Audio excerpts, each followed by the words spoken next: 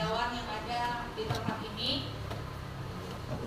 Hari ini kita akan mengadakan sosialisasi budaya positif, tepatnya hari Kamis 2 Februari 2022 sebagai program aksi nyata 2023 sebagai program aksi nyata calon guru penggerak kita Ibu Monica Meriana Simamora.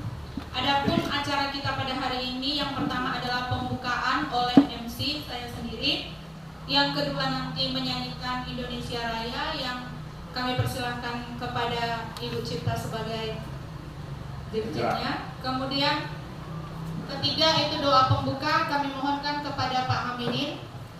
Yang keempat itu pembukaan oleh Kepala SMP Negeri 2 Sunggal.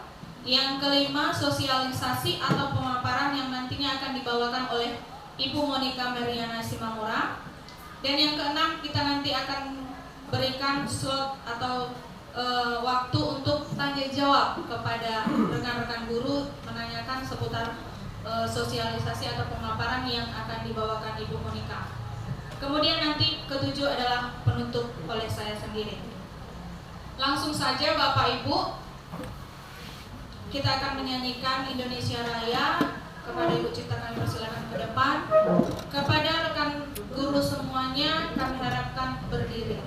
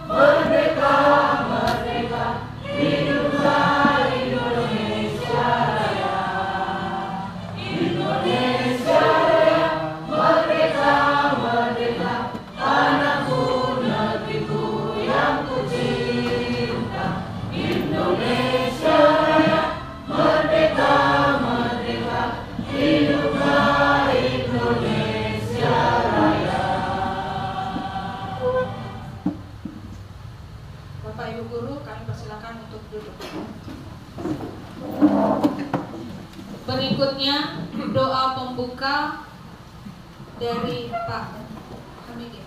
Assalamualaikum warahmatullahi wabarakatuh. Salam sejahtera untuk kita semua. Mari kita berdoa menurut agama dan keyakinan kita masing-masing. A'udzubillahi. Bismillahirrahmanirrahim. Alhamdulillahirabbil alamin. Wassalatu wassalamu ala asyrofil anbiya wa mursalin wa ala alihi washabbihi ajma'in.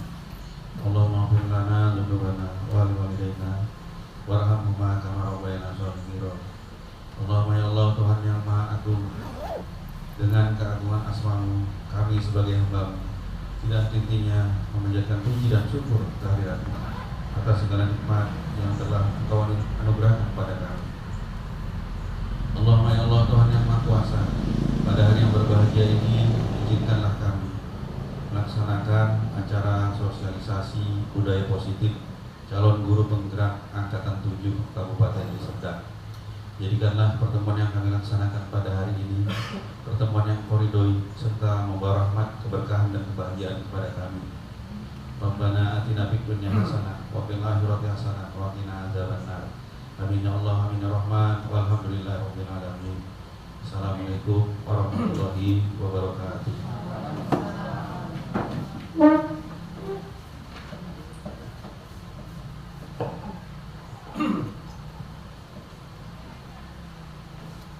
Ya, selanjutnya jangan tekan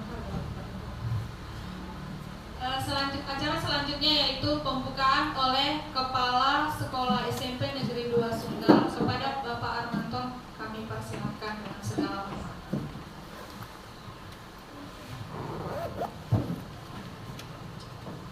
Assalamualaikum warahmatullahi wabarakatuh.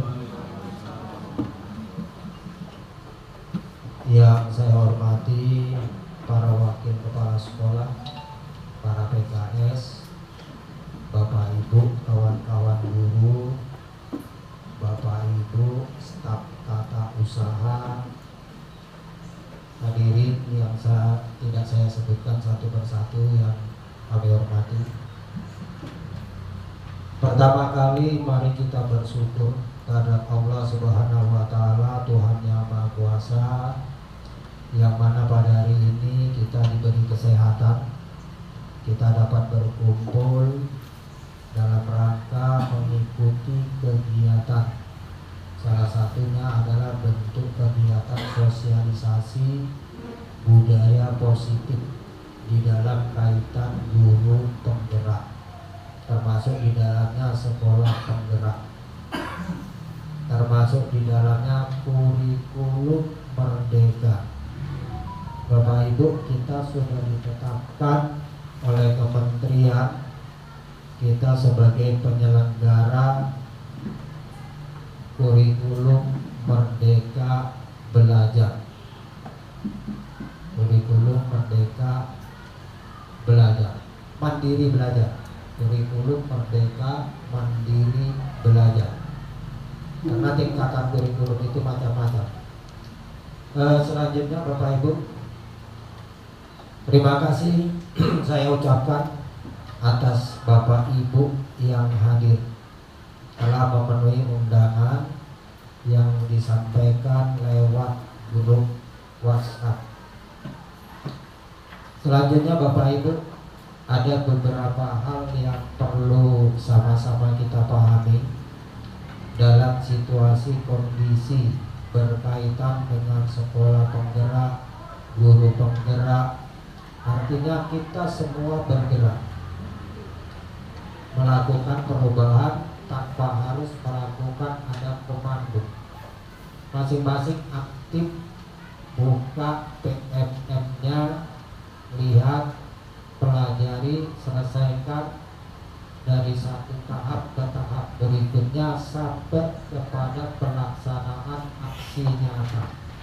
Kita belum ada yang melakukan itu, paling beberapa orang, dan itu harus dan wajib kita laksanakan Bapak Ibu. Bapak Ibu, di dalam guru penggerak di sana adalah bagian-bagian kita harus menerapkan profil pelajar Pancasila. Salah satu langkah ke sana harus ada budaya positif. Apa itu kaitannya nanti Bu Monika yang menjelaskan. Jadi saya tidak banyak memperpanjang kata-kata. Apa yang saya sampaikan tadi, kaitan inti pertama adalah tupoksi tentang disiplin kita. Mohon dirangkum dan diniatkan dalam hati masing-masing. Yang kedua, ikuti sosialisasi bagian dari guru penggerak. Yang ketiga, Bapak Ibu yang belum login PMM, segera. Nanti kita rapat itu akan disampaikan siapa-siapa guru yang belum login. Saya kira itu Bapak Ibu, dengan berserah diri kepada Tuhan Yang Maha Kuasa, Allah Subhanahu wa taala, kegiatan hari ini sosialisasi budaya positif guru penggerak secara resmi saya buka. Selamat mengikuti Bapak Ibu. Kepada Ibu Monika kami persilakan dengan hormat. Terima kasih buat Bapak Kepala Sekolah. Acara selanjutnya yaitu sosialisasi atau pemaparan budaya positif oleh rekan kita Monica Meriana Simamora. Kepada Ibu Monica kami persilakan dengan segala hormat. Baik, terima kasih kepada Ibu Meganda selaku moderator, dan terima kasih kepada Bapak Kepala Sekolah Pak Armanto yang sudah membuka acara kita, dan terima kasih untuk Bapak Ibu, rekan-rekan semua yang hadir pada siang hari ini. Dan saya merasa didukung, disupport untuk kegiatan ini karena memang saya di sini sebagai bentuk kewajiban untuk menularkan gitu Bapak Ibu, untuk menularkan kepada rekan-rekan di sekolah di SMP Negeri Buasunggal.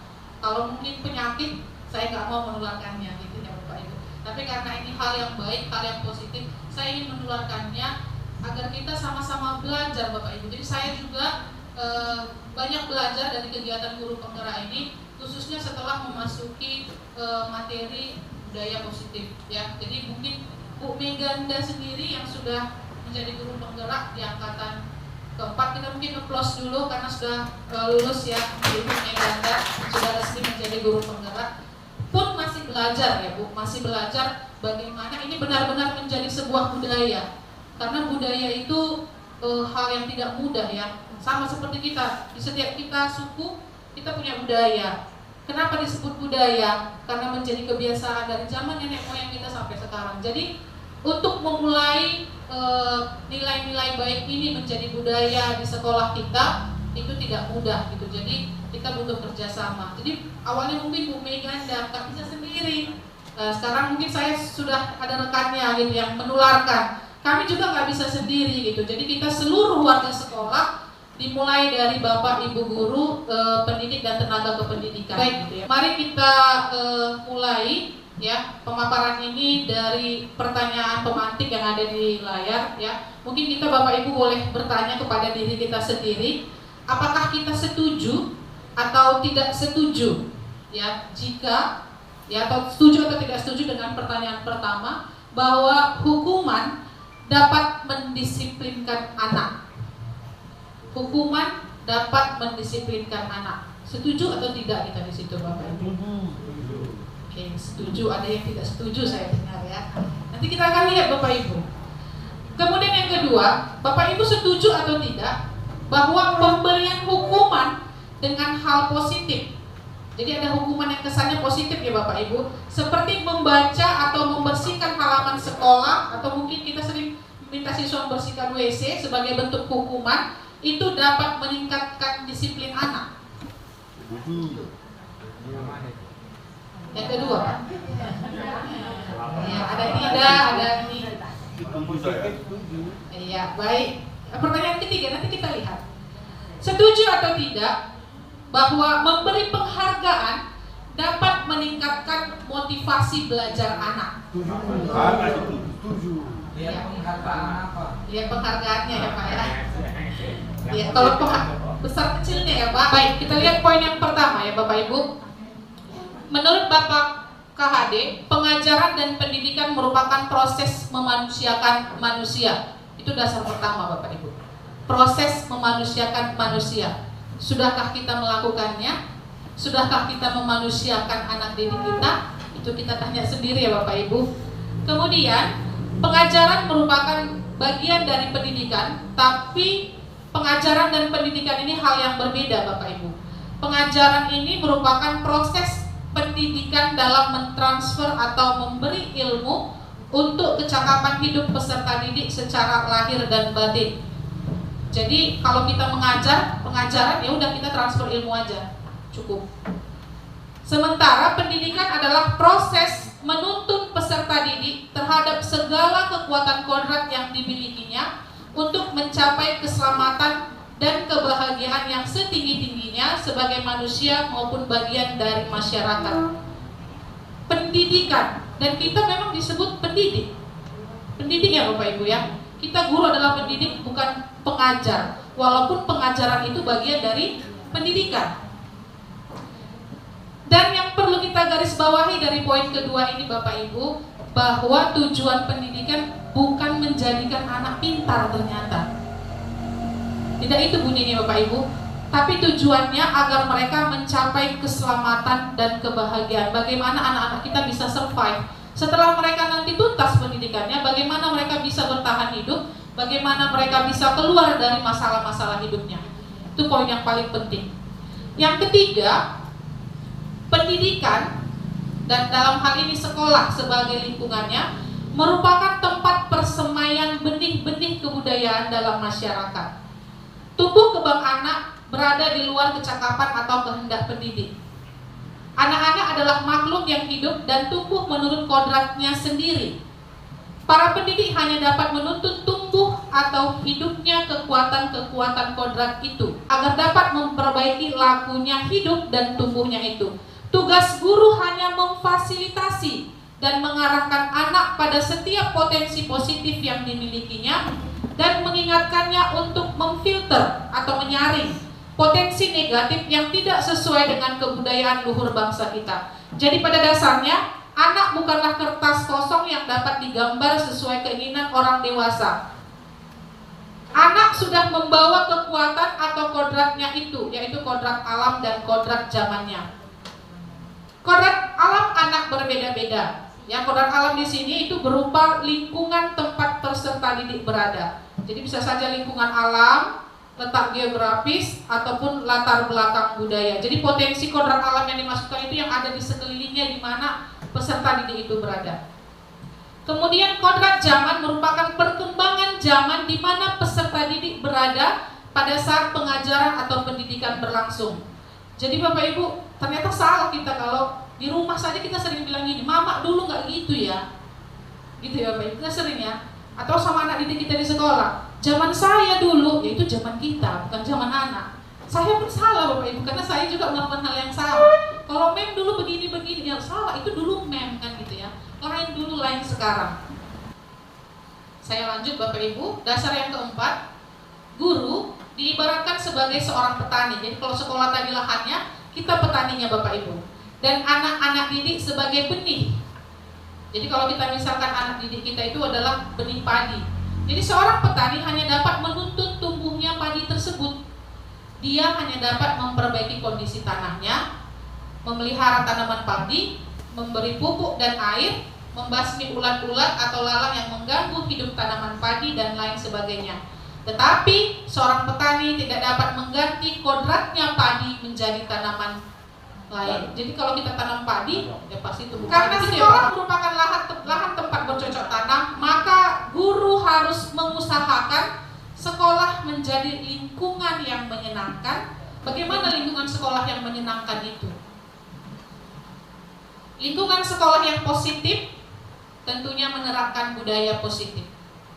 Jadi dengan budaya positif kita memiliki lingkungan sekolah yang positif. Kalau lahan ini sudah baik, sekolah kita sudah baik tadi sebagai lahan, karakter yang baik akan ada pada anak didik kita.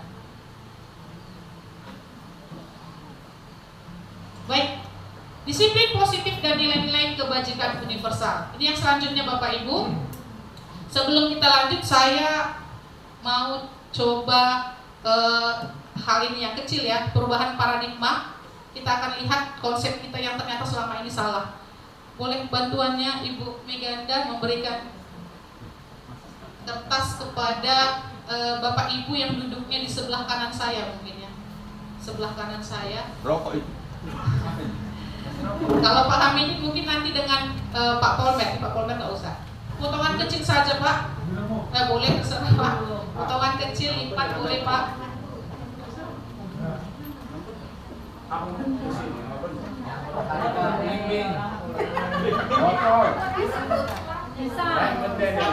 Saya boleh izin ya Bapak Armanto berhasil ya Pak. Apa kira-kira Pak yang berharga bagi Pak Debang? Baik, Pak Debang menuliskan benda yang paling berharga di seluruh dunia ini bagi Pak Debang adalah handphone. Jadi boleh dompetnya diambil aja gitu. Ya. Kalau Pak Hamidin Pak berhasil? Berhasil. Apa itu Pak? Ini luar biasa ini. Saya nggak tahu istri atau siapa yang menjaga. Namanya Winarti Esos. Oh, Winarti. Masih istri ya Pak? Khawatir. Ya, baik. Kemudian ya boleh. Bu Evi. Iya, ini teman di sebelah saya Bu RH. Bu RH itu dengan penuh ikhlas memberikannya ke saya. Nah, saya kasih. Jadi itu isinya tanpa dipaksa anak-anak. Oke, yang berharga adalah anak-anak. Iya. Ya. Baik, kalau tadi Pak Lebang Ikhlas. ikhlas. Kasih. Kalau Bu Evi ikhlas juga. Ada nggak Bapak Ibu tadi yang memaksa? Ini Kak. Ada. Iya, Bu Hairunisa maksa. Berhasil Bu? Oh berhasil. Dan terpaksa ya? Terpaksa dibuka. Akhirnya dibuka. Iya. Ada mungkin dengan cara membujuk. Tadi dia membujuk. Yang menggelitik-gelitik ada Bapak Ibu. Semuanya Bu. Pasrah. Baik, Bapak Ibu coba kita evaluasi dari permainan ini. Pak Debang, Pak Amidin, Bu RH dan Ibu LI, Ibu Sirait akhirnya memberikan, membuka. Itu kira-kira karena keputusan Bapak Ibu bertiga atau karena rekannya? Apa itu karena Pak Armanto, Pak Polmer atau Bu Hairunisa? Keputusan akhirnya membuka itu berada di tangan siapa? Yang memberi ya. Kalaupun tadi kalau yang Bapak Ibu sampaikan bahwa yang memberi keputusannya itu pada tangan yang memberi, walaupun tadi karena mungkin kalau kita ambil ini karena merasa mau menghargai, atau tadi karena udah sakit nggak sanggup lagi, tapi tetap Bu Eli lah yang memutuskan untuk membukanya. Itu kita pahami, tapi kita sering keliru menggambar. Itulah potensinya tadi, kodrat yang ada sama dia tadi itu, kodrat alam, potensi yang ada sama dirinya. Nah, ketika hari hadapan, ya memang cantik ya, gambar anak itu cantik. Malah saya bisa melihat, oh ternyata ini anak punya potensi di menggambar. Jadi banyak memang hal-hal yang tidak kita sadari. Nah, ini seperti yang ditulis di sini Bapak Ibu. Kalau stimulus respon, kita mencoba mengubah orang agar berpandangan sama dengan kita. Ini sering loh, kita tanpa kita sadari kita terapkan ke siswa. Sementara teori kontrol itu kita berusaha memahami pandangan orang lain tentang dunia. Yang kedua, perilaku buruk dilihat sebagai suatu kesalahan. Nah ini pasti ya Bapak Ibu. Kalau anak-anak, kita kan sering bilang itu bandel kali, itu jahat kali, itu usil sekali, sering ya Bapak Ibu. Tuh perilaku buruk kita pandang sebagai suatu kesalahan. Sementara faktanya ya teori kontrol menyatakan semua perilaku memiliki tujuan. Jadi kalau ada anak yang usil pasti ada tujuannya, ada alasannya. Yang ketiga, orang lain bisa mengontrol saya. Nah ini yang salah. Yang benar, hanya saya yang bisa mengontrol diri saya. Jadi sama seperti hanya Pak Debang, hanya Bu Eli, hanya Pak Hamidin yang bisa memutuskan. Ya kalau tadi Bu Eli misalnya udah kesakitan bisa aja lari aja kalau dia memang tidak memutuskan untuk membuka. Banyak cara yang bisa dibuat. Begitu ya Bapak Ibu. Kemudian yang keempat, pemaksaan ada pada saat ujukan gagal. Nah, nggak hanya di sekolah, di rumah juga sering kita gitu ya Bapak Ibu. Tidur siang ya nak, tidur ya. Nanti kalau tidur, mama beli es krim. Kita bujuk, nggak mau juga. Tidur mama bilang, nah gitu kita ya. Oh, Pak cubit kok nanti. Cerita masuk ke disiplinnya Bapak Ibu. Ya. Asalnya bahasa Latin disiplina yang artinya belajar. Dan kita, makna kata disiplin telah berubah menjadi sesuatu yang dilakukan seseorang pada orang lain untuk mendapatkan kepatuhan. Disiplin sekolah, harapannya supaya anak-anak mematuhi. Itu sering ya Bapak Ibu. Kecenderungan umum adalah menghubungkan kata disiplin dengan ketidaknyamanan. Kalau ada disiplin, kita pasti tidak. Disiplin erat hubungannya dengan nilai-nilai kebajikan universal. Oke, Bapak Ibu, dalam penerapan kurikulum Merdeka, nilai-nilai kebajikan yang diambil itu ada 6. ya, yang tertera, yang tercakup pada profil pelajar Pancasila. Bapak Ibu boleh melihat di depan. Yang pertama, beriman bertakwa kepada Tuhan Yang Maha Esa dan berakhlak mulia, mandiri, bernalar kritis, berkebinekaan global, bergotong royong, dan kreatif. Ini adalah target kurikulum Merdeka. Jadi nanti Bapak Ibu kita harus siap-siap ketika kita mengimplementasikan kurikulum Merdeka. Inilah nilai-nilai kebajikan profil pelajar Pancasila yang harus kita upayakan terwujud pada siswa-siswi kita. Next, kita lanjut Bapak Ibu untuk teori motivasi, hukuman, dan penghargaan atau restitusi. Ini berhubungan dengan disiplin ya Bapak Ibu. Kita lihat motivasi Bapak Ibu itu terbagi dua, motivasi eksternal dan motivasi internal atau intrinsik. Yang pertama Bapak Ibu, untuk menghindari ketidaknyamanan atau hukuman.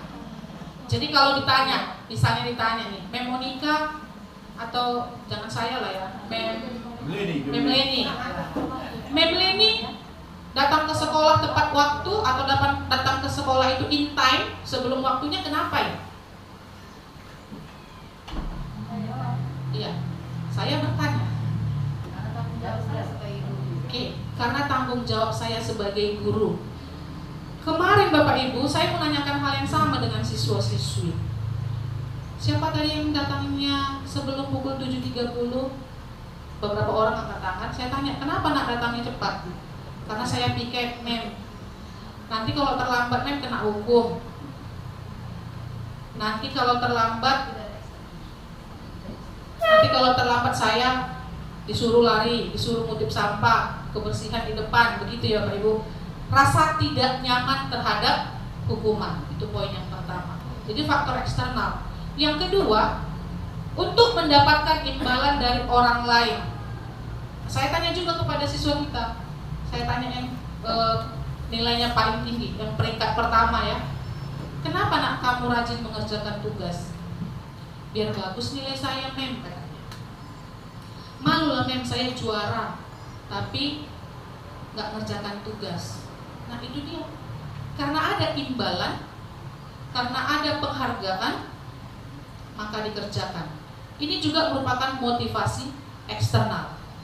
Sementara motivasi internal itu adalah untuk menghargai diri sendiri. Nah, jadi kalau Mem Leni tadi bilang, karena saya bertanggung jawab, berarti Mem Leni menghargai diri sendiri. Jadi saya akan menjadi orang seperti apa bila saya datang tepat waktu? Saya akan menjadi orang yang bertanggung jawab. Nah, di sini motivasi internal sudah ada pada diri Mem Leni. Nah, kira-kira seperti itu ya Bapak Ibu, perbedaan motivasi. Nah, nih. Untuk hukuman, poin-poinnya seperti yang kita lihat di layar. Sesuatu yang menyakitkan harus terjadi. Kalau konsekuensi, sesuatu harus terjadi. Hukuman itu membuat anak sakit, fisik ataupun hatinya, untuk jangka waktu lama. Ya, kerap kali Bapak Ibu ada anak-anak yang sakit hati, dendam sama kita. Bahkan ada beberapa yang kejadian yang malah murid membunuhnya ya. Pernah juga kejadian ada itu teman saya, sepeda motornya dikempesin ya. Itu karena dia dendam Bapak Ibu. Sementara konsekuensi membuat anak merasa tidak nyaman. Iya, tidak nyaman juga, tapi dalam jangka waktu pendek. Hukuman membuat anak membenci kedisiplinan. Terakhir, hukuman menimbulkan marah, rasa bersalah, dipermalukan, merasa tak dihargai. Nah, ini sering sekali Bapak Ibu. Sementara konsekuensi menjadikan anak kehilangan hak, dibuat tidak nyaman, diasingkan untuk sementara saja. Jadi kalau kayak tadi tumpahan air disuruh membersihkan, sementara nggak ada yang berbekas, tidak menjadikan dia malu di kelas. Berbeda kalau kita buat hukuman, ya, ke restitusi.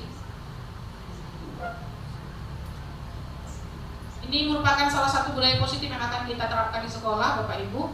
Restitusi merupakan proses menciptakan kondisi bagi murid untuk memperbaiki kesalahan mereka. Kita tekankan yang di bold ya Bapak Ibu, yang ditebalkan, sehingga mereka bisa kembali pada kelompok mereka dengan karakter yang lebih kuat.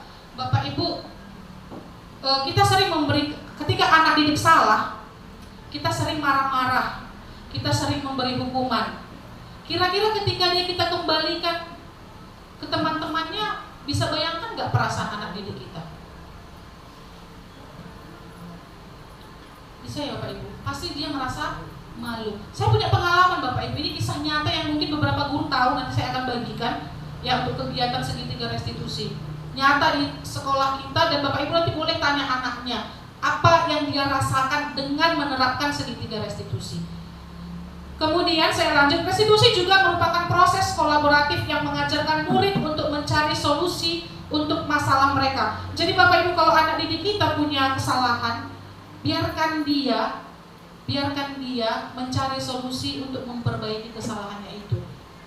Kita mungkin selama ini salah ya Bapak Ibu. Kalau anak didik kita atau anak kita di rumah melakukan kesalahan, kita yang menghukum, kita yang menentukan konsekuensi misalnya atas perbuatan. Restitusi yang pertama ciri-cirinya bukan untuk menebus kesalahan, namun untuk belajar dari kesalahan. Ini paradigma yang harus kita ubah ya Bapak Ibu. Anak-anak bukan menebus kesalahan, tetapi belajar dari kesalahan. Yang kedua, memperbaiki hubungan. Yang ketiga, tawaran, bukan paksaan. Jadi tidak ada lagi hukuman, karena tadi hukuman itu sifatnya paksaan.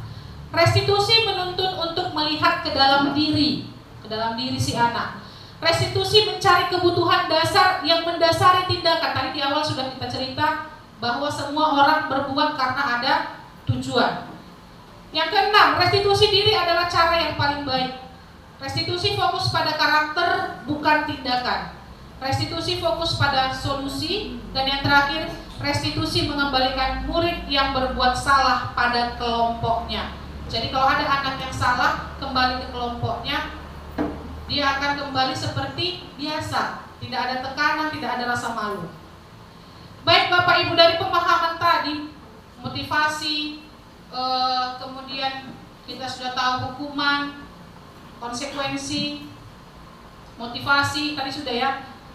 Dari sini kita akan mulai membuat keyakinan kelas. Jadi Bapak Ibu, sebelum budaya positif ini menjadi keyakinan sekolah, kita berangkat dulu dari kelas kita masing-masing. Kita bisa coba nanti Bapak Ibu memulai membuat keyakinan kelas. Apa itu keyakinan kelas? Yang pertama, pertanyaannya, mengapa kita memiliki peraturan harus menggunakan helm bila mengendarai kendaraan roda 2? Bapak Ibu yang bawa sepeda motor, kenapa harus pakai helm ya?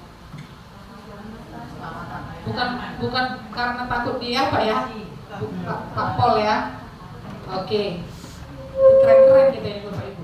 Yang kedua, mengapa kita memiliki peraturan 3M pada saat COVID melanda ya? Menggunakan masker, cuci tangan, dan menjaga jarak 1,5 meter, menjaga penularan gitu ya Bapak Ibu, menjaga kesehatan. Yang terakhir, mengapa kita memiliki peraturan harus datang tepat waktu pada saat mengikuti pelatihan misalnya?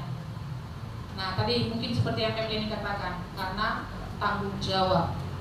Ya, ini kembali ke motivasi. Jadi sebenarnya begini budaya positif itu Bapak Ibu. Budaya positif itu tadi lahir dari lingkungan positif. Dari lingkungan yang positif ini kita mulai dari keyakinan kelas. Dari keyakinan kelas lahir peraturan kelas. Jadi kurang lebihnya begini Bapak Ibu. Apa makna keyakinan kelas itu? Yakin, tahu kata dasar yakin ya Bapak Ibu. Kita paham ya arti yakin. Tadi datang tepat waktu karena kita yakin itu tanggung jawab. Kenapa harus mengerjakan tugas? Karena belajar adalah kebutuhan. Nah, misalnya zaman anak kecil, berarti dia meyakini itu untuk dirinya sendiri. Kenapa tadi kita harus memakai helm? Kita yakin itu untuk keselamatan kita. Itu sebuah keyakinan. Bapak Ibu, kita bisa ya mulai dari kelas kita, dan saya sudah coba praktekkan kepada anak-anak di kelas 71 ya. Kita boleh lihat sebentar videonya. Ya, seperti apa kira-kira keyakinan kelas itu?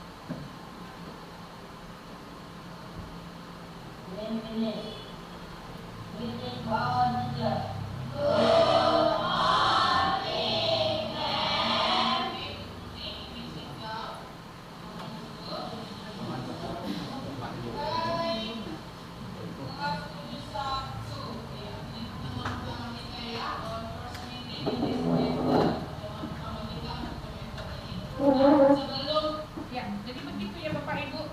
Keyakinan kelas ini kita boleh buat di awal pertemuan setiap semester.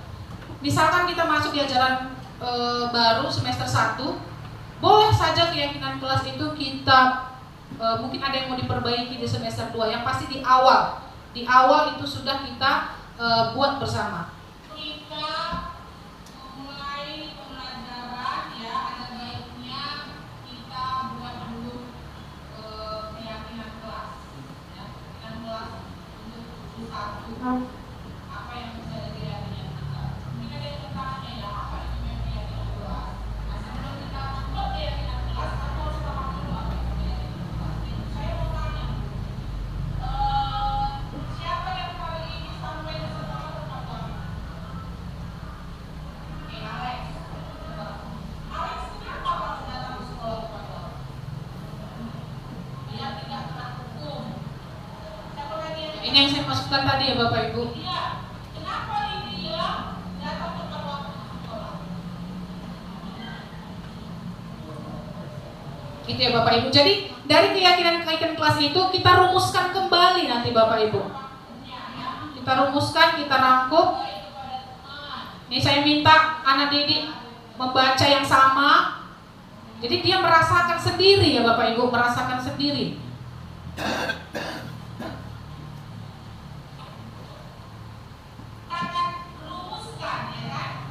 Baik, setelah dirumuskan saya langsung saja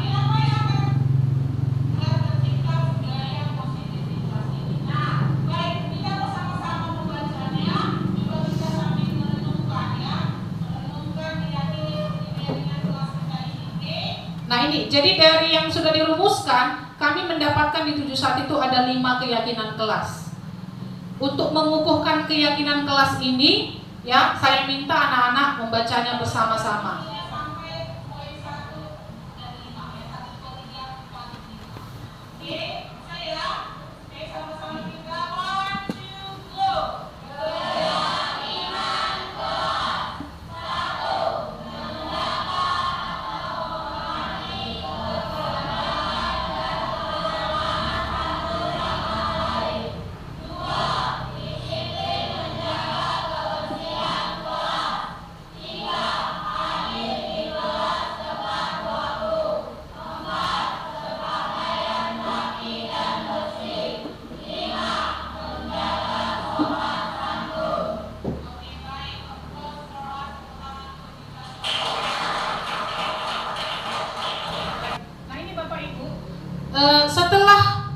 Setelah tadi sudah dirumuskan dan disepakati, kita boleh menuliskannya di karton, boleh Bapak Ibu, sekreatif kita.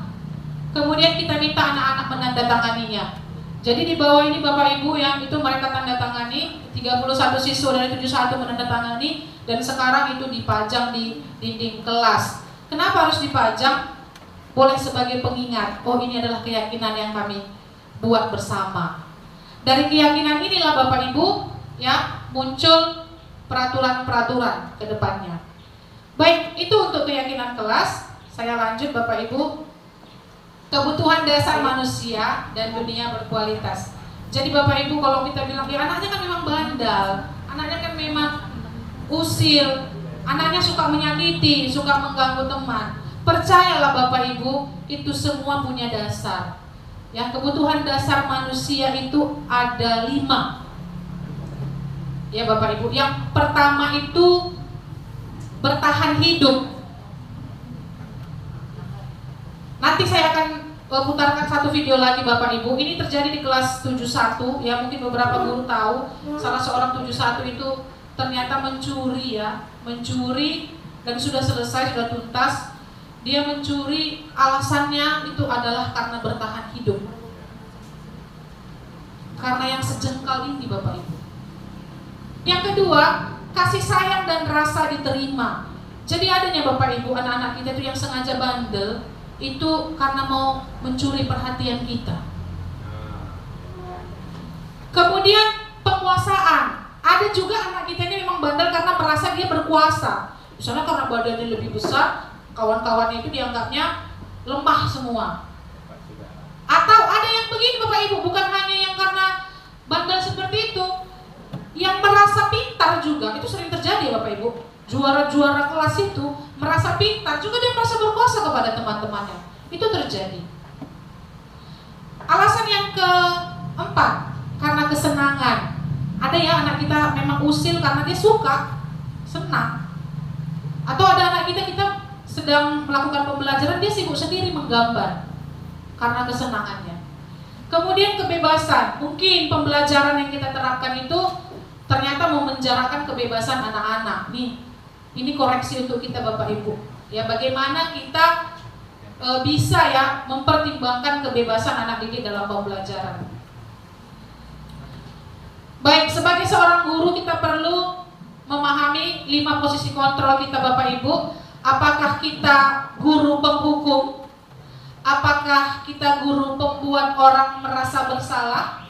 Atau kita guru sebagai teman? Ini hati-hati juga Bapak Ibu, guru sebagai teman ini hati-hati.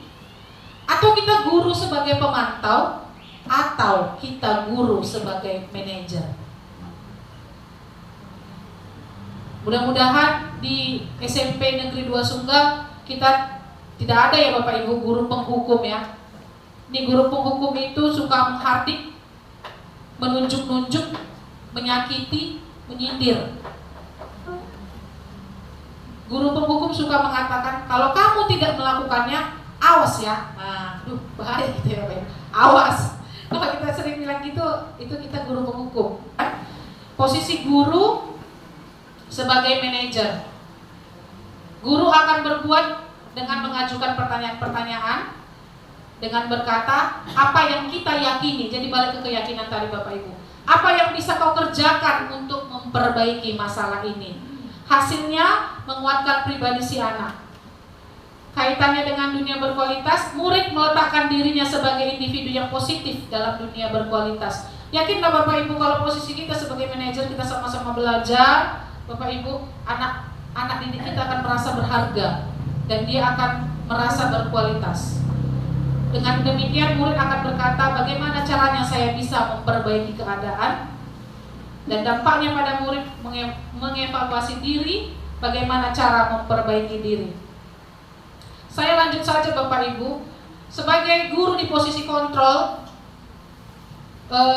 manajer, salah satu hal yang perlu kita kerjakan adalah menerapkan segitiga restitusi ketika kita menemukan anak bersalah. Segitiga restitusi itu ada 3 tahap Bapak Ibu dalam segitiga restitusi.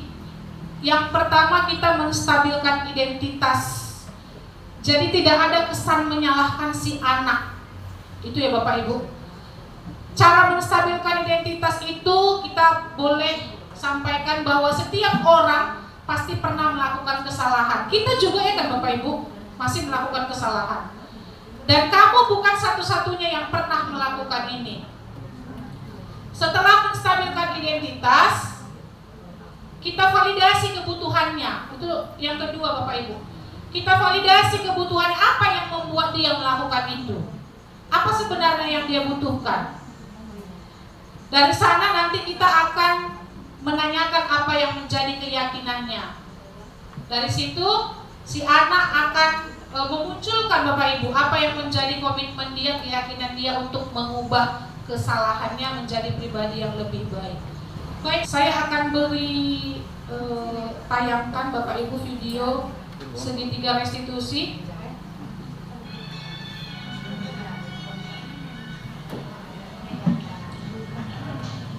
Ini ketika Alex, anak kelas 71, melakukan pencurian yang ternyata sudah beberapa kali dilakukannya.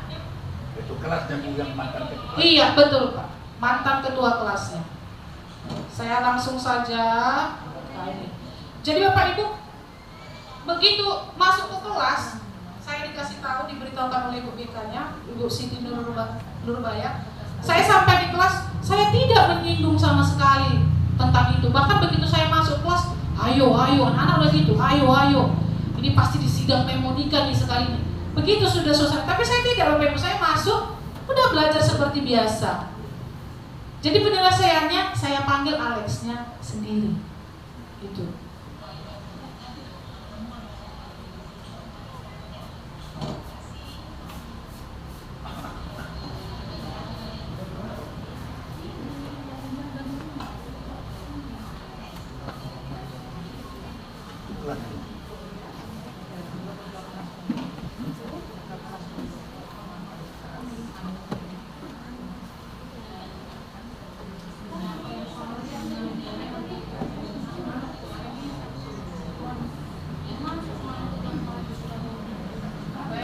Narasikan saja. Jadi di kegiatan di tahap menstabilkan identitas, saya tidak mengatakan kenapa kamu mencuri Alex. Gak langsung begitu Bapak Ibu. Tidak langsung membuat dia merasa terhakimi.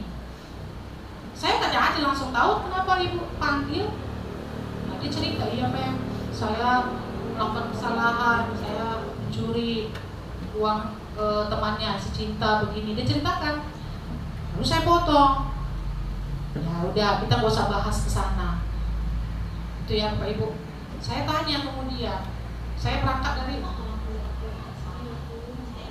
nah itu tadi Bapak Ibu. Saya juga melakukan kesalahan, saya tekankan. Apa tujuannya ini? Supaya identitas bersalahnya itu tadi stabil. Jadi dia nyaman, kira-kira begitu Bapak Ibu. Dia nyaman bercerita, dia akan merasa tetap disayangi. Dia tidak merasa terhukum, terhakimi. Jadi dia tetap merasa dia berharga hal yang kamu yakini. Dia akhirnya mau minta maaf dan bersama guru BK juga dikasih pandangan dan cukup baik ya. Dia mengakui kesalahan di depan kelas ya Bu Cindy, dan dia mau minta maaf kepada temannya satu persatu yang pernah dia ambil uang maupun barangnya. Dia minta maaf dan dia mengembalikan uang yang dia ingat pernah dia ambil. Kemudian setelah menggali lagi keyakinan yang dia pahami, dia meyakini bahwa kedepannya untuk menutupi rasa laparnya, rasa hausnya, dia bawa bekal dari rumah. Jadi Bapak Ibu boleh lihat Alex siswa kelas 71 itu sekarang anak yang suka bawa bekal. Dan kalau saya tanya temannya satu-satu, dia banyak berubah dan kelas itu tidak pernah lagi kehilangan. Sudah ada berjalan 4 bulan ya Bu, tidak pernah lagi kehilangan. Yang biasanya setiap minggu selalu ada kehilangan, tidak ada kehilangan lagi di sana. Dan Bapak Ibu boleh tanya Alex, apakah kamu dikucilkan temanmu? Tidak. Dia tidak dikucilkan temannya menerima dan dia percaya diri kembali ke kelompoknya. Jadi dia percaya diri untuk merubah kesalahan yang sudah dia lakukan. Itulah penerapan segitiga restitusi Bapak Ibu yang boleh kita coba terapkan di sekolah kita. Kita berangkat dari kelas sehingga ini menjadi budaya positif di sekolah kita dan menciptakan lingkungan positif yang membuat ini SMP Negeri 2 Sunggal menjadi lahan tani yang baik, lahan tani yang menyenangkan bagi anak didik kita. Sekian dari saya. Semangat kita Bapak Ibu untuk menciptakan budaya positif ini di SMP Negeri 2 Sunggal. Salam guru penggerak, tergerak, bergerak, menggerakkan. Terima kasih, selamat siang. Untuk mempersingkat waktu, acara selanjutnya adalah sesi tanya jawab. Kami persilakan untuk slot pertama itu 3 orang guru untuk tanya jawab. Silakan Bapak. Jelas. Jelas? Ada? Baik, kalau tidak ada, ya terima kasih Ibu Monika Meriana Simamora. Ada 1 poin atau 2 poin lah yang paling penting sebenarnya itu yang pertama, menciptakan lingkungan yang nyaman buat peserta didik kita. Itu yang pertama yang kita lakukan Bapak Ibu. Karena kalau kita sudah menciptakan lingkungan yang nyaman bagi peserta didik, maka akan ada karakter-karakter yang positif yang akan tumbuh dari peserta didik kita. Nah, dan poin yang kedua, setiap perubahan itu dimulai dari diri sendiri.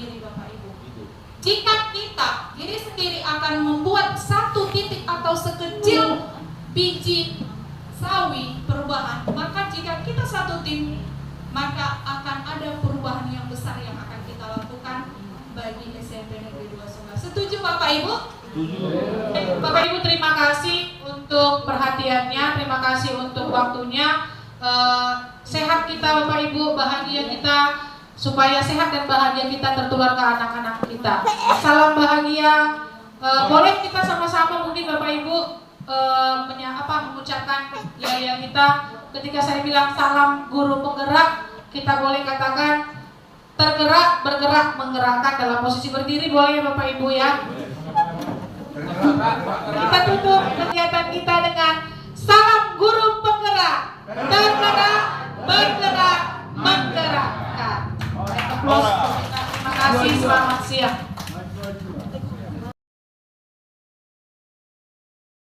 Good morning class. Good morning, ma'am. How are you today? I'm fine, thank you. I'm very well, thank you. Okay, ketua kelas silahkan. Stand up. Be ready. Let's pray together.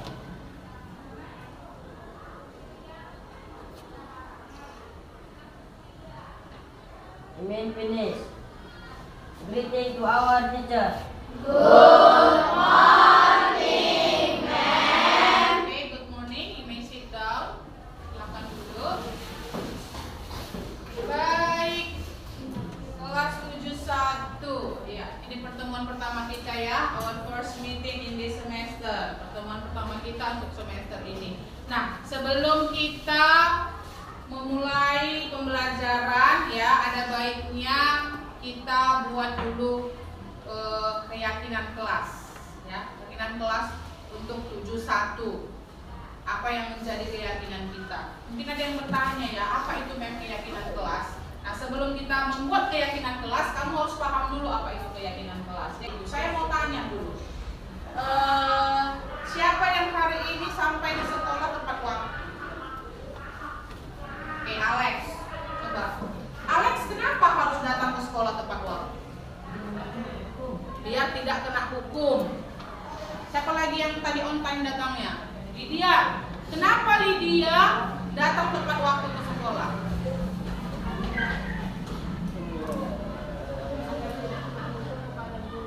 Oke, agar tidak kena hukum. Coba yang tadi on time datangnya selain karena tidak kena hukum, ada alasan lain? Yuk, Bima kenapa?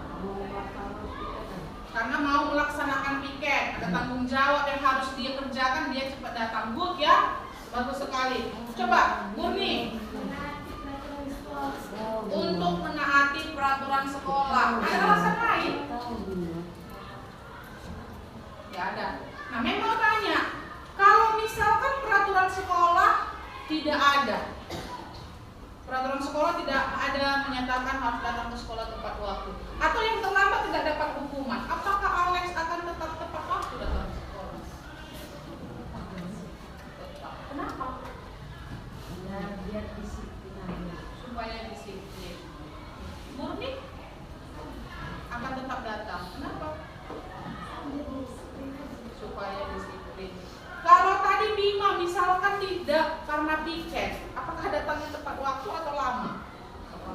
Tepat waktu juga. Kenapa?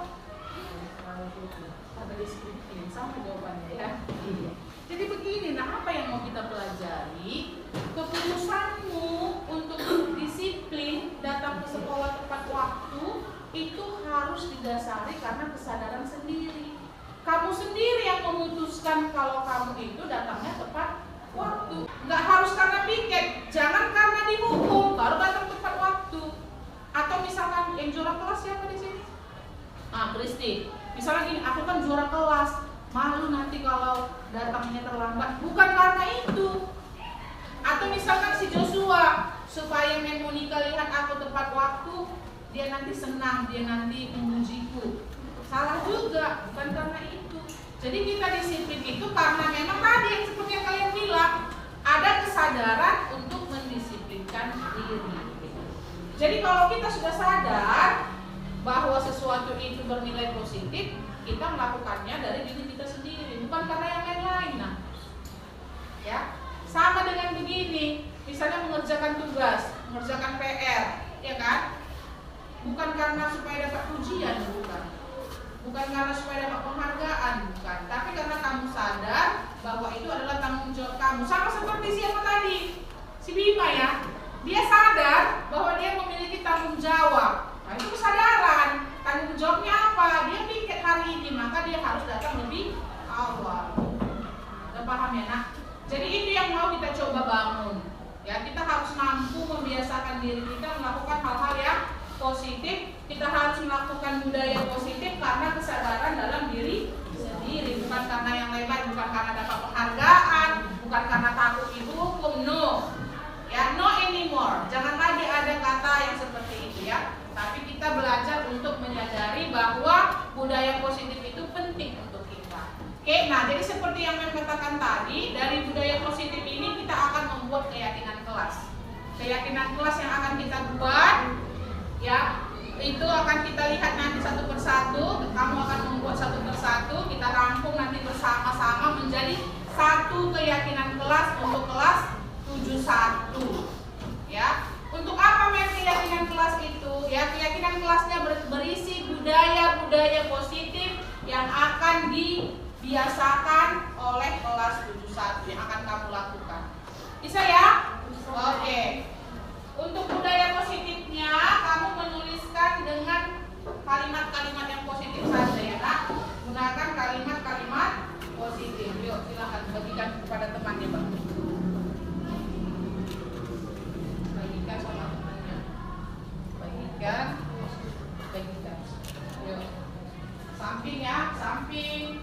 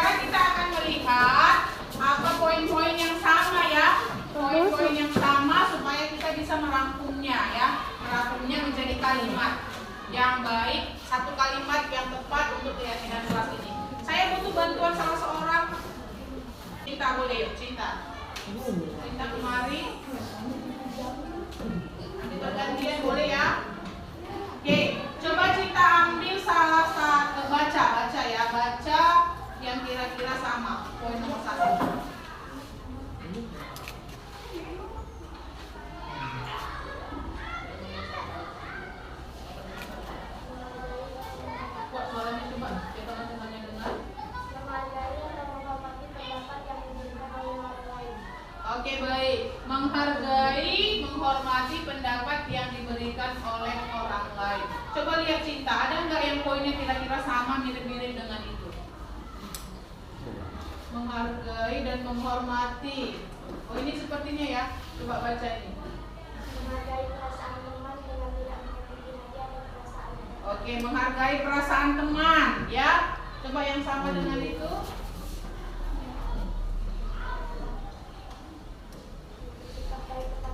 Bersikap baik kepada teman. Jadi sini udah sama ya, biar kita lihat nanti ya. Bersikap baik kepada teman, apalagi coba Cinta.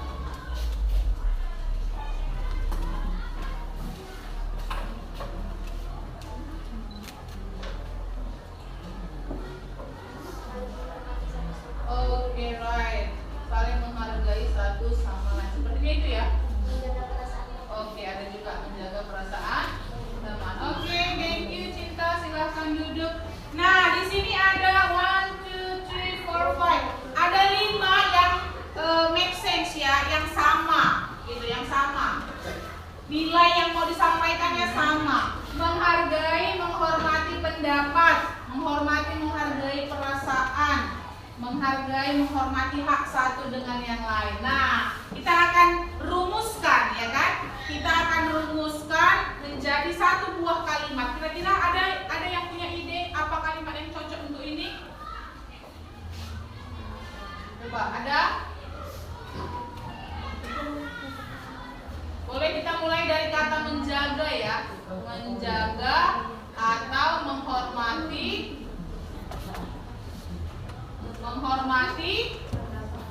pendapat, perasaan, atau apa itu kira-kira yang mau kita tanamkan di sana? Iya, pendapat, perasaan, kekeluargaan boleh lah ya. Kita pakai aja menjaga, menghormati kekeluargaan atau kebersamaan lah ya, dan kebersamaan satu sama lain. Baik. Next, kita lihat apa poin kedua yang mau disepakati, yang mau diyakini bersama ya. Saya minta, siapa yang bersedia? Mana yang bersedia? Yang bersedia melihat, membaca. Ayo. Ayo Lydia. Jangan malu-malu.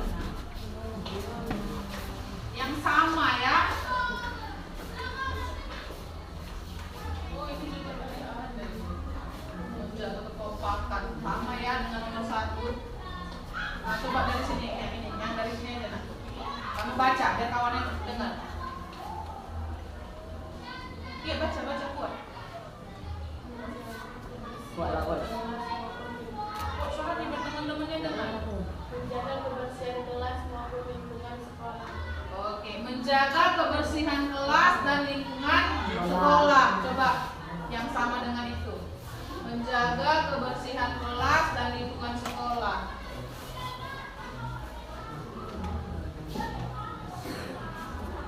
Ini ya.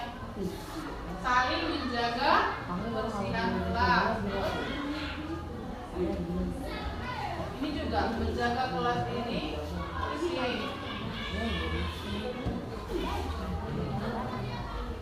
Iya, ini juga ya, menjaga kebersihan kelas. Ini ya, jagalah kebersihan untuk kesehatan kita semua. Oke. Ini berhubungan nggak ini? Harus piket ketika jadwalnya ya. Oke. Oke, juga ada ya bagian piket ya. Baik. Terima kasih, silahkan Lydia. Udah, senang kok. Iya. Berarti apa ya kata-kata yang bisa kita sesuaikan ya? Menjaga kebersihan kelas. Oke, kita pakai kata disiplin boleh lah ya. Disiplin menjaga kebersihan kelas. Jadi yang bertugas ya bertugaslah. Tapi ingat ya karena yang menjadi keyakinan kita bahwa menjaga kebersihan itu bukan hanya petugas piket, ya kan? Benar nggak? ya semuanya, tapi yang paling utama kita harus, ini yang piket ya, yang paling utama yang bertugas piket pada hari itu harus bertanggung jawab. Baik, yang ketiga, dari beberapa keyakinan kelas yang sudah kamu rangkumkan, kita sudah rumuskan bersama-sama ya menjadi 5 bagian besar, 5 kalimat positif untuk keyakinan kelas 71. Nah, kita mau ikat keyakinan kelas ini supaya kita tanamkan dalam pikiran, hati kita, dan mulai kita kerjakan ya, agar tercipta budaya positif di kelas ini. Nah, baik, kita mau sama-sama membacanya. Coba kita sambil merenungkan ya, merenungkan meyakini keyakinan kelas kita ini. Oke, kita baca dari judulnya sampai poin 1 dan 5 ya, 1, 2, 3, 4, 5. Oke, bisa ya? Oke, sama-sama kita 1, 2, go. Keyakinan kelas 1. Menjaga atau memahami keberadaan dan kebersamaan satu sama lain. 2. Disiplin menjaga kebersihan kelas. 3. Hadir di kelas tepat waktu. 4. Berpakaian rapi dan bersih. 5. Menjaga sopan santun. Oke, baik. Applause for us. Tepuk tangan untuk kita semua.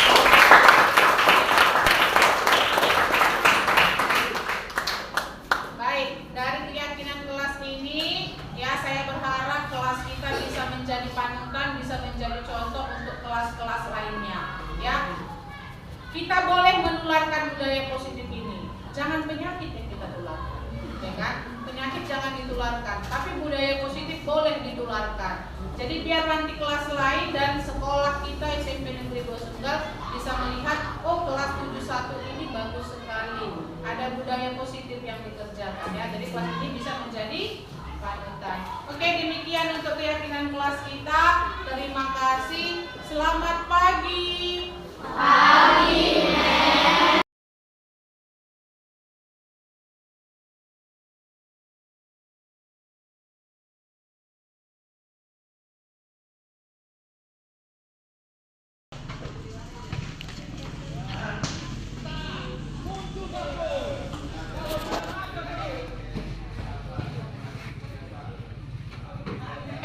Nak, Mem boleh minta tolong?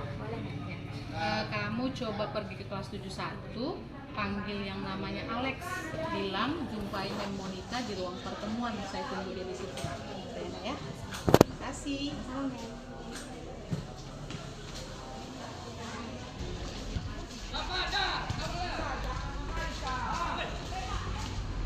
Hai Alex, apa kabar? Ya, lagi belajar apa tadi? Alex, tahu kira-kira kenapa Mem panggil?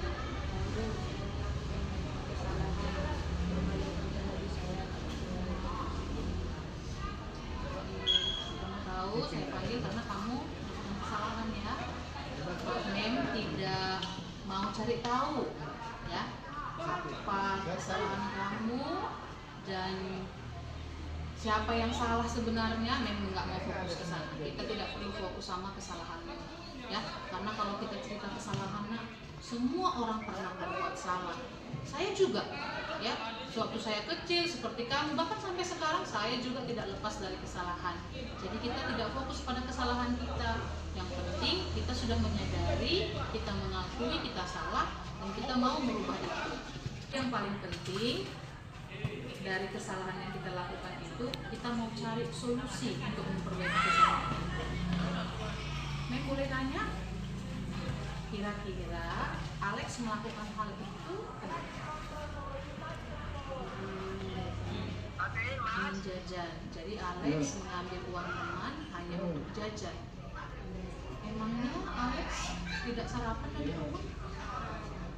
Sarapan. Ibunya selalu memberangkatkan sarapan dulu ya. Terus kenapa Alex nggak dikasih uang jajan sama orang tuanya? Dikasih. Berapa nak jajannya dikasih? 2.000 kurang. Kalau jajan 2.000 kurang. Coba Alex jujur, apakah Alex jajan? Tidak ada kebutuhan mendesak yang lain, nak?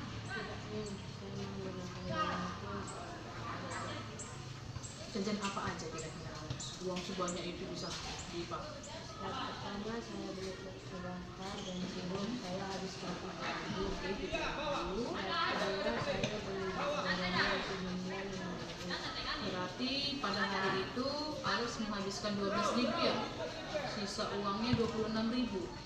Jadi benar Alex mengambil jumlah 38. Terus sisa uangnya kemana? Oh, sudah dikembalikan ya. Jadi gini Lex, Alex kan sarapan dari rumah, terus dikasih 2.000 untuk jajan sama orang tua. Apa itu nggak cukup gitu? Apakah memang Alex merasa lapar sampai mau pulang sekolah nanti? Rumah Alex kan nggak jauh ya dari sini ya. Apakah nggak cukup gitu? Saya merasa lapar nih. Saya juga sering merasa hidup melihat teman-teman saya jajan. Saya kepengen. Oh, kamu kepengen kalau melihat teman jajan ya. Lalu apakah perasaan Alex lapar sebelum pulang sekolah itu hanya terjadi kemarin saja? Saya merasa lapar beberapa kali. Terus selama ini bagaimana Alex mengatasi rasa lapar itu? Saya sudah mengambil beberapa kali mengambil uang saya Jadi kamu melakukan ini bukan hanya sekali, sudah beberapa kali nak. Memang boleh tahu uang siapa saja yang pernah kamu ambil? Terus uang siapa lagi selain cinta? 5, selfie, ada lagi nak? Oke, jadi beberapa kali kamu mengambil uang mereka dan kamu pakai untuk jajan. Terlebih saat kamu merasa lapar atau ngiler tadi anak ya. Oke. Baik Alex, bisa memahaminya. Biasanya setiap kali kamu selesai melakukan itu, mengambil uang temanmu lalu kamu jajankan, apa yang kamu rasakan? Kenyang tapi takut ya, takut ketahuan gitu ya nak ya. Terus sampai kejadian kemarin kamu ketahuan ya, dan guru BK juga sudah memproses akhirnya ketahuan bahwa kamu yang melakukan dan kamu sudah mengakui. Bagaimana perasaanmu setelah kejadian kemarin? Takut dan malu ya. Jadi nak, kamu ingat tidak apa yang menjadi keyakinan kelas kita di awal pembelajaran kita, di awal pertemuan kita kemarin? Anaknya, kita satu kelas adalah keluarga. Kita harus saling melindungi dan menjaga. Harusnya saya menjaga barang milik teman saya, justru saya mengambil barang milik teman saya dan teman saya. Jadi Alex meyakini itu. Jadi Lex, setelah kejadian ini nak, apa yang kamu pikirkan atau apa yang kamu rencanakan untuk kamu lakukan untuk memperbaiki dirimu? Saya meminta maaf kepada teman-teman dan mengembalikan uang yang sudah saya. Nah itu wajar ya, kalau kita bersalah kita memang harus mengakui dan meminta maaf. Tapi untuk memperbaiki dirimu ke depannya, apa yang akan kamu lakukan? Saya akan meminta maaf kepada satu kelas dan mengembalikan uang teman saya yang sudah saya pernah ambil. Kamu yakin mau melakukan itu? Kamu tidak malu? Kenapa kamu mau melakukan itu? Saya harus bertanggung jawab karena Itu bagus sekali ya nak, kita memang harus bertanggung jawab. Kita berani berbuat, kita harus berani bertanggung jawab ya. Memang tahu apakah ada hal lain yang menjadi komitmen Alex ya untuk mengatasi rasa lapar Alex tadi? saya akan membawa bekal setelah Kamu bisa, ada kendala kira-kira kalau kamu harus membawa bekal? Ya, ibunya bisa menyediakan ya, orang tuanya belum ya. Oke, Mem sangat menghargai keputusanmu ya dan usahamu untuk mau merubah diri. Silahkan lakukan yang menjadi keyakinan dan komitmenmu. Itu sudah sangat bagus ya nak. Jadi ketika kita melakukan kesalahan, kita jangan terus-menerus fokus pada kesalahan itu. Yang paling penting kita sadar, kita minta maaf dan kita mau merubah diri. Ada sebuah komitmen untuk kita merubah diri menjadi lebih baik. Ya, Jadi melalui ini juga Alex bisa menjadi pribadi yang lebih baik lagi. Jangan minder, jangan malu. Saya salut sama kamu ya. Kamu mau bertanggung jawab atas perbuatanmu. Ya, Mem harap kamu boleh melakukan apa yang menjadi komitmenmu, yang menjadi keyakinanmu. Ya, saya yakin semua teman-temanmu juga akan memaafkan, menerima permintaan maafmu dan bangga kepadamu. Malah teman-temanmu juga bisa melihat kamu sebagai contoh ya, bagaimana seseorang itu mau bertanggung jawab atas perbuatannya. Ya, oke. Jadi jangan merasa minder ya, Nak, ya. Terima kasih sudah mendengarkan saya. Nah, coba ya, Nak, ya. Nah, setelah hari ini kita menyelesaikan masalah ini, bagaimana perasaan Alex? Tenang. Jadi rasa ketakutan itu masih tinggal di dalam? Sudah hilang, lega ya, karena mau melepas kesalahan itu ya. Ada lagi yang akan sampaikan? Ya, semangat untuk berubah ya, Nak. Oke, tos dulu. Waduh, semangat dong. Ya, terima kasih. Ya, terima kasih atas penyuluhan yang disampaikan Ibu Monika Simamora tentang positif belajar di sekolah. Kami sebagai guru olahraga diingatkan dari hukum yang tadinya menurut kita bagus, supaya menyadari kesalahan anak-anak kita. Dengan push up, sit up, dia memiliki kebugaran yang lebih baik. Itulah tujuan kita. Tapi dengan penyuluhan ini, positif belajar, kita diajak untuk memberitahukan kepada anak kesalahannya, menyadari kesalahannya, dan mencari solusi untuk memperbaiki kesalahannya sendiri. Saya kira dengan ini kita juga guru tidak jadi stres. Terima kasih. Oke Pak, terima kasih. Setelah saya mengikuti sosialisasi budaya positif di sekolah, saya merasa itu adalah suatu pengetahuan yang baru bagi saya, dan saya merasa itu sangat baik ketika saya laksanakan di sekolah. Dan kemarin saya mencoba untuk melaksanakan tentang keyakinan kelas, dan hasilnya sangat positif sekali menurut saya. Sekian dan terima kasih.